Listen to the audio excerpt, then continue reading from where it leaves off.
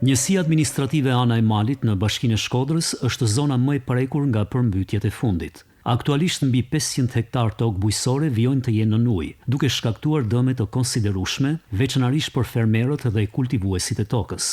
Të mbjellat bujqësore janë dëmtuar në masë të madhe, ndërsa në zonën e Goricës, disa dynim mesera kanë prani uji. Sipas banorëve, përmbytjet kanë dëmtuar plotësisht kulturat e stinës, duke vënë në vështirësi jetesën e familjeve që sigurojnë të ardhurat nga bujqësia. Tu është dëmtu një dylymser, se janë të përmbyt në tonë.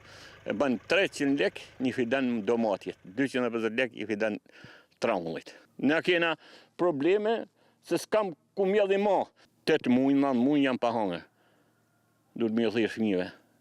Na nisni të hajmë buken. Strukturat e pushtetit vendor bëjnë me dije se procesi i vlerësimit të dëmeve do të nisë menjëherë pas tërheqjes së ujit. Qëllimi është evidentimi sakt i humbjeve, kompensimi i fermerëve të dëmtuar, si dhe marrja masave për rehabilitimin dhe përmirësimin e sistemit të kullimit të tokave bujqësore.